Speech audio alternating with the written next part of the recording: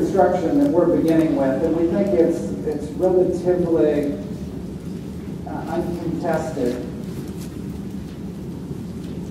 So it's not controversial. It's saying three things matter in the classroom: the teacher, the student, and content. And that the classroom is where these things occur. We're saying that if these things matter in the classroom, you ought to measure them. And so there are measures in place of all these relationships. And the question that we have is, are they sufficient or do they need to be supplemented? And so the measure between the student and content is most obvious. Most states, all states, have assessments in place. Our question was, are they sufficient? We said, no. What they do is gets at part of what we value in terms of student cognitive ability. They're not getting to the cognitive challenge that we would like them to be. And so we supplemented the state assessment with an additional assessment designed differently. The relationship between teacher and content, again, often measured in states, usually at the point of licensure. So you have to take a test that says you know enough to be able to stand in front of kids and present content. We're saying, is that enough? And we said, well, maybe not. We think, and we're following Deborah Ball's lead here, we think there's additional content that is specific knowledge to teaching. So if you were a teacher of math, you might not need to know that mathematical content specific to teaching. But if you're a teacher of math, it's important to know, for example, all of the ways that kids approach a multiplication problem. If you have that in your mind, then you won't be locked into the way that you do it, and you can see lots of right solutions to a problem and not interrupt the kid as they're learning. So that would be a quick example. I'll show you some items in a minute. And then finally, if the relationship between the teacher and the student matters, and it does, then we might want to think about how to measure that as well. Few places are measuring that. We have borrowed Ron Ferguson's tripod survey and have found it incredibly illustrative. And I'm looking forward to sharing the items there with you in a moment.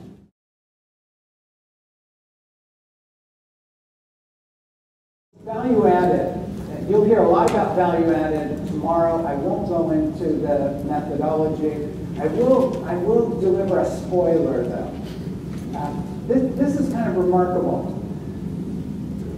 Dan McCaffrey is one of our partners, and he's been looking closely at our data, and there have been political battles over whether or not we include student background characteristics such as race and poverty.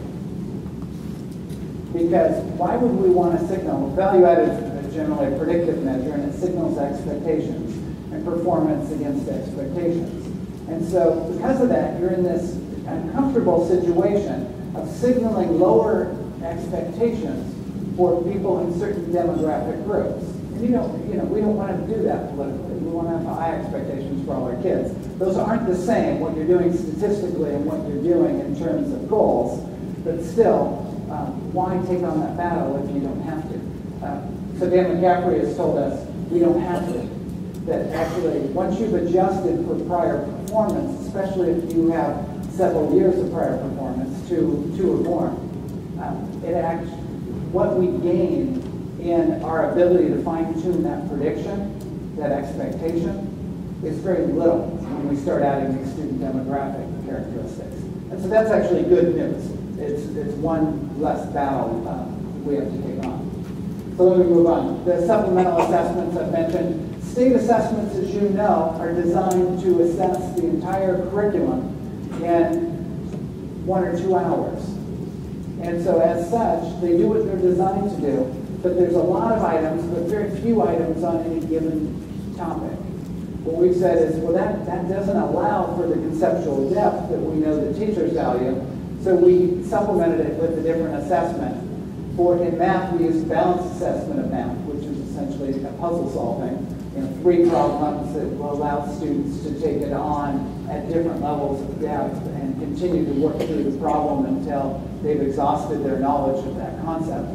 And then in English language arts, we use the Sat 9 open-ended, which is a writing test. And most state tests are predominantly reading tests. And so it's an open response. They write to 9 prompts, and they spend the full hour writing sentences.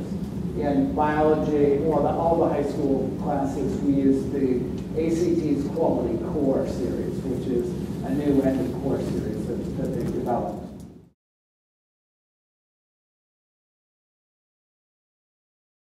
Let me share this example with you, and I think it'll help illustrate what it is we're trying to get across.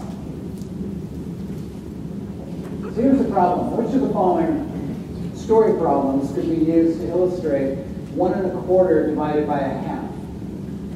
Now note, first of all, that we're not asking teachers to solve this.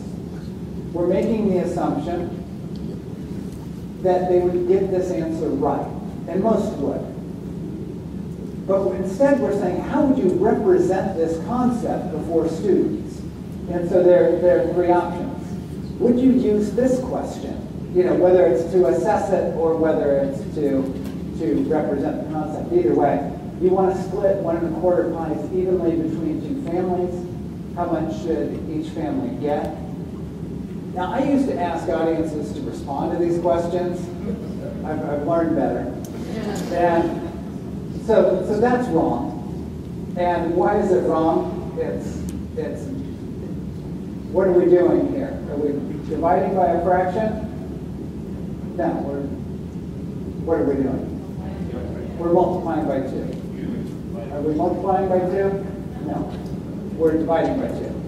Okay, so we're dividing by 2, not dividing by a fraction, right? So B, you have $1.25 and they soon double your money. How much money would you end up with? Now what's the operation here? So now we're multiplying by 2. Now what's tricky about this is many elementary teachers will teach their students to divide a fraction by multiplying the inverse.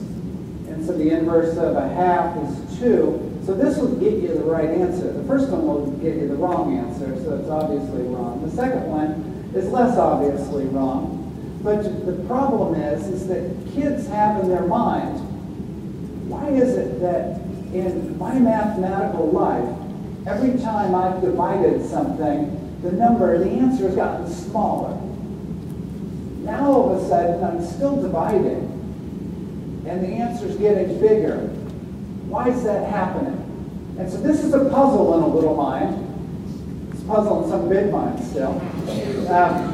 But it's a puzzle that needs to be resolved, or they end up like us. And we would like to help them on that. And asking them to do what they already know, multiplying, isn't necessarily helping them with the concept.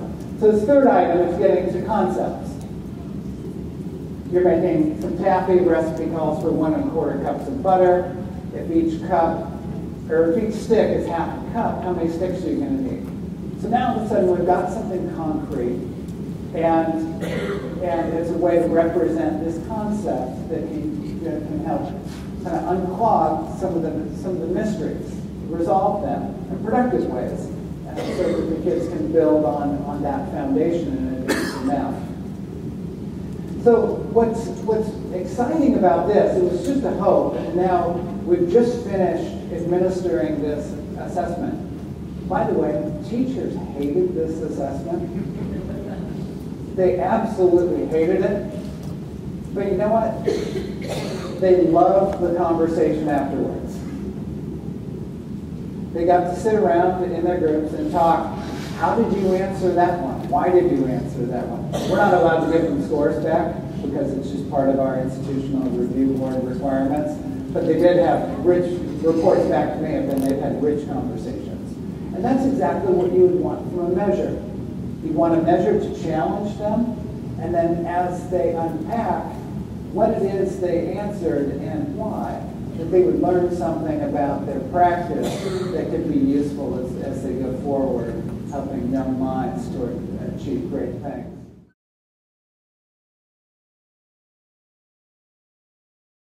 So we also have video. Now, some of you might have heard about our cameras. It's great fun that the teachers have allowed us to enter into the classrooms 4 times a year. We have a panoramic camera and we have a board camera.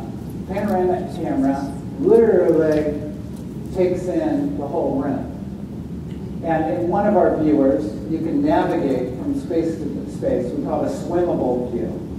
And so it's as if you took a strip and it was around your head and you unwrapped it. And so that's sitting on the screen. This one view we have takes a portion of this, and you can literally move your cursor and go anywhere in the classroom. So if a student were in the back corner, got up to sharpen a pencil, come back to sit at the desk, you can literally follow them as they go. What our teachers have told us that this has allowed them some insight to their classroom and what goes on around the edges of their awareness that they have never noticed before. And so we've got incredible feedback about just the value of having that kind of perspective. As they watch their video, they also work through a self-reflection protocol developed by John Safier, who I understand has addressed this group before. We're trying to help school districts and states keep track of what they're doing, because that's something that we're not very good at sharing. You know, we seldom know, except for folks who are in networks like these. It's easy to not know what's going on in the district next door, especially if you think you've got a lot going on in your own backyard. And given all the complexities of just managing your own system, it's hard to get out sometimes. So, a couple things that we're putting in place. One is, we're calling this a validation engine. This is built from our understanding that few school districts take an observation rubric off the shelf and use it verbatim. School districts want to customize, or they want to combine a couple instruments. Now, I don't know about your school districts. You could be a little different. But odds are, if you're using the Danielson framework, you've modified it in some way. Am I right? I'm looking for nods. Okay. Okay, I'm not seeing a whole lot of shakes. So, good. So the idea here is a school district with their instrument would watch Met video. So our teachers, and we know their student performance. And so your raters with your instrument watch our video and score it. And then at the end of this process, it takes roughly 150 videos. So if you had 10 raters, you're going to score 15 each. Press a button, and you get back a validity study that tells you 2 things. First, to what extent did those raters agree? Because when they saw the exact same video. Because rater agreement is critical to building trust in the system. And then second, to what extent did those teachers, those lessons, I shouldn't say teachers because you're just seeing a lesson, but the lessons received high ratings. To what extent did those high-rated lessons, did those students of those teachers perform high as well? So is there correspondence between the practice you observed and their underlying student performance? Because you would hope so. You would hope that your instrument is able to detect the kinds of behaviors that lead to greater student performance. And so we think that this tool is going to help systems not only test, but refine the instruments that they're using as well. And again, it's reinforcing this process that we think is so important, which is, continue to validate your measures against the outcomes that matter.